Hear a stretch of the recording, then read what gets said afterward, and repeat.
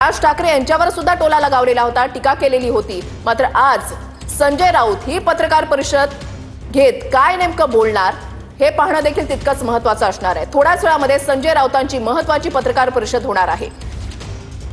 राज आणि उद्धव ठाकरेंच्या वक्तव्यानंतर राऊतांची ही पत्रकार परिषद होते, त्याच्यामुळे या पत्रकार परिषदेमध्ये संजय राऊत काय बोलणार याकडे लक्ष लागलंय। उद्धव साहेबांना स्वतःच्या संघटनेमध्ये इतरांनी येणं त्यांना उचित वाटत नाही, हे आतापर्यंतचा अनुभव आहे।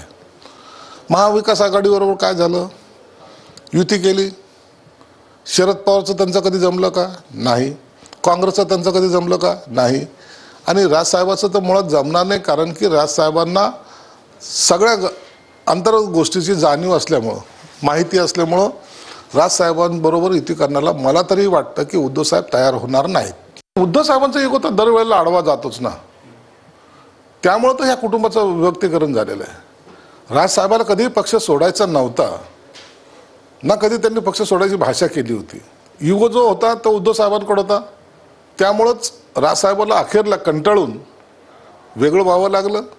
आणि जातानाही त्यांनी माननीय बाळासाहेबांना हे सांगितलं होतं की मला जायला त्रास होतोय, परंतु मी काय करू, आता मला वेगळं झाल्याशिवाय पर्याय नाही, आणि सांगून त्यांनी घेतलेला तो निर्णय होता।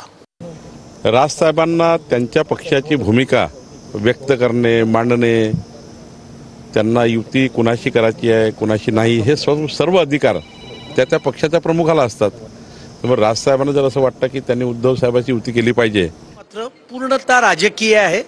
आता जनतेने यांना नाकारल्यामुळे उद्धव ठाकरेंना हे विचार सुचत आहेत, एवढंच मी सांगेन। राज ठाकरे देखील असं म्हणतात की महाराष्ट्र खूप मोठा आहे, एकत्र येणं कठीण नाही, कारण की काल जी मुलाखत दिली त्याच्यामध्ये खरं राज ठाकरे हे वक्तव्य केलं। मी सुरुवातीलाच म्हटलं की कुठलेही दोन राजकीय पक्ष एकत्र येऊ शकतात, त्यांनी त्यांच्या अटींवर चर्चा करावी आणि एकत्र यावं, पण महाराष्ट्राच्या हिताचा यात काही संबंध आहे हे वस्तुस्थिती नाहीये।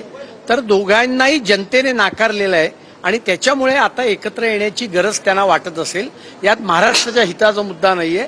महाराष्ट्राचं हित भारतीय जनता पार्टी, शिवसेना आणि राष्ट्रवादी काँग्रेस यांचं महायुतीचं सरकार हे उत्तम रीतीने त्याची काळजी घेत आहे। मात्र असं देखील उद्धव ठाकरे म्हणतात की किरकोळ भांडण बाजूला ठेवलं मी तयार आहे। मग त्यांनी करावं ना, त्यांनी करावं, आमचं कुठे काय ऑब्जेक्शन आहे त्याला।